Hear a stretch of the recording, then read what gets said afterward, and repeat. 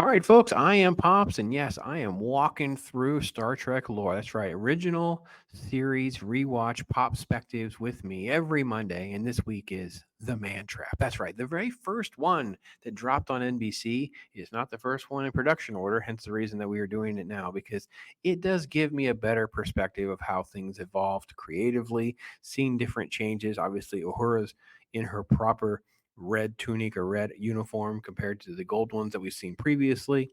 We see some of the technology, some of the different things that kind of work themselves out with this one. Obviously, there's a little more action.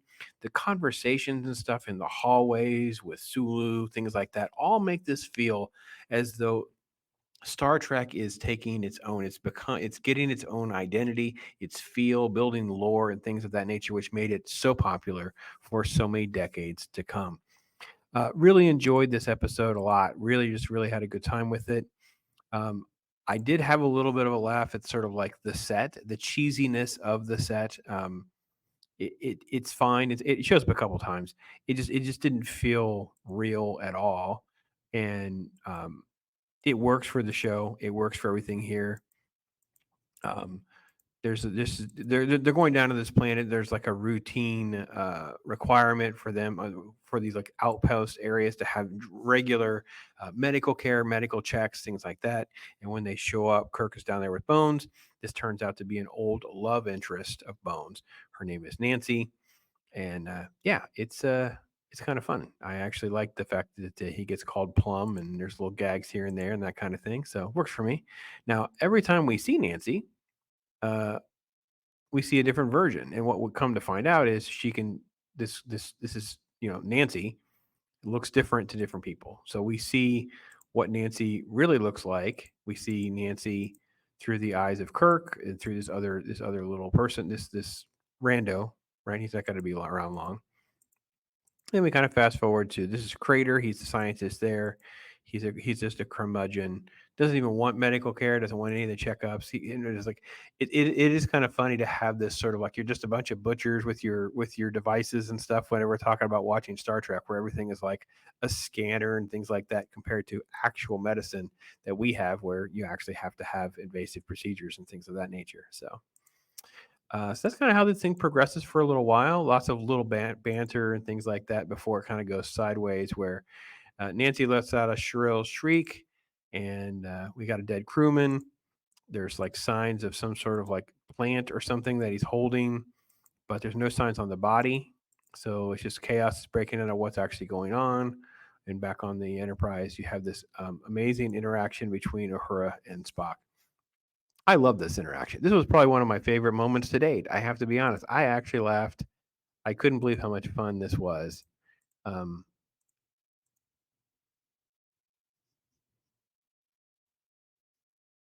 and it's like there's this little gag about frequency and frequency and frequency, and it was kind of funny. And by the way, she is looking she's just lovely. She's just so beautiful. And then she has this sort of like talking about moons, and of course Spock is like, we don't have moons. Like there's no moons. Like so it is a fun banter and back and forth with Uhura and Spock. I really love this.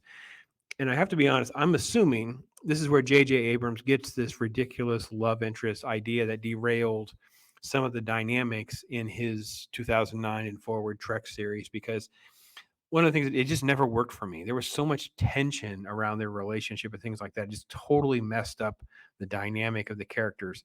And here you can see her being flirtatious, but he's not having it. Meanwhile, they're trying to autopsy what happened with the crewman. They have more questions than they have solutions. And then, of course, Kirk and Bones are kind of at each other because of the whole love interest backstory and things like that. Um, so yeah, this is kind of how it plays. By the way, look at Spock's body language. He is such an interesting character right out of the gate. And I have to be honest, I don't think the show ever would have gone anywhere had it not been for Spock. Just this concept of this character and Leonard Nimoy's charisma is just this perfect sort of like center to work from. I know the show centers around Kirk and Kirk, but it's really something about the groundedness of Vulcan and a contrast that he kind of has in the mix through some of these episodes.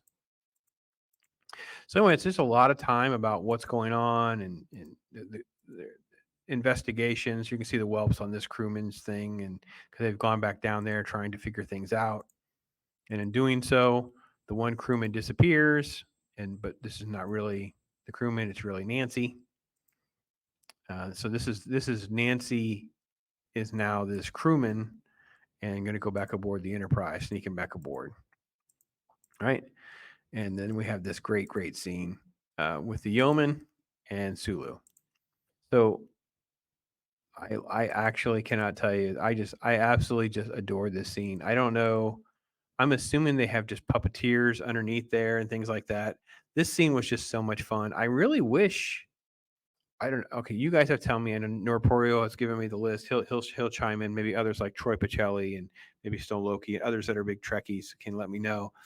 Why didn't we have more of this botanical stuff? I mean, maybe it is. Maybe it's going to show up more, but it just seems like this element of the Enterprise and the jovial nature of her bringing Sulu food and having an interaction about it and things like that. I thought all of that was really good. Okay, then the crewman has to change up plans, so he misdirects into this guy, and he speaks African to her because they're black, stereotypes and all. But again, she's super pretty. It's played up pretty well. And now the audience has kind of pieced together that it can shapeshift. It's after salt, and there's some sort of like deadly thirst that it has for whoever its victims are. We don't totally have all of our details yet. We're kind of piecing together things. We know more than the characters do, but not everything. So then it changes again, and it becomes Bones, and we're back on the planet doing some more investigation. We're trying to figure out things because they're trying to find Crater. So what they do is they decide to split up, and this is back up on the thing. This is absolutely just insane. I understand they're going for seriousness, but it just looks like backyard pretend. It did not work for me. Um, but listen, you go with what you can go with in the '60s. They did a lot. It was probably an expensive set. It was a lot to work with, but anyway, so now they start kind of piecing together that they have this creature. It's out of control. What are they going to do? Nancy's been dead, and you're kind of having this whole thing sort of kind of unpack itself. Um, I will say this: the back and forth to the planet was a great touch with this. I can see why that would have been one of the reasons this episode kind of got bumped up to the front of the line because it does move in a very engagey way for a normie. Like it doesn't have sort of like the heaviness or the weight of some of the other episodes that we've seen. It's not super sci-fi exactly. The sci-fi stuff is very uh, self-explanatory. It's nothing very complicated or anything like that that would be over people's heads. Now, remember, this isn't actually Bones. This is uh, Nancy the alien. I have no idea what the creature is called. Nancy the alien as Bones and making a fool of itself, trying to speak as Bones with these ridiculous ideas of, it's just a creature trying to survive. It's just a creature trying to get by. We shouldn't try to kill it. And then Spock's like, "Are you sure about that? That's pretty silly. That's a crazy hypothesis." Love it. Spock was great. It's just this is really where some of these dynamics and relationships kind of come into play. Um, anyway, so off camera, don't know why we did that. Off camera, they get it. There's an attack, and that Nancy had attacked Spock, but Spock's a Vulcan. He's different, right? I think this is red, so he has red blood. Or is it supposed to be green on his face right there? It was a little hard for me to tell because I know he's supposed to have green blood. But anyway, it works really well. And then this ending though, with the whole, oops, I went too far. Let me get to that shot real quick. When she's reaching for Kirk. Yeah, there's a struggle and all that. It's fine. But when she's reaching for Kirk, we see the creature.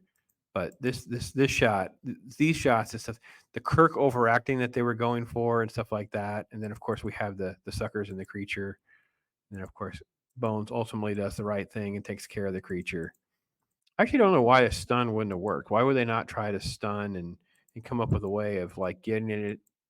If it technically wasn't evil and it was just trying to survive, then why would they not just try to go to stun and then try to come up with a way of placating its it's salt deprivation, it's feeding requirements or whatever. So I feel like I just missed something with that, but overall, enjoyed it. Enjoyed this episode. It's more fun for me, I think, than some of the other episodes were, where there's a lot more depth with this. This one didn't seem to like have a ton of like real depth with it per se.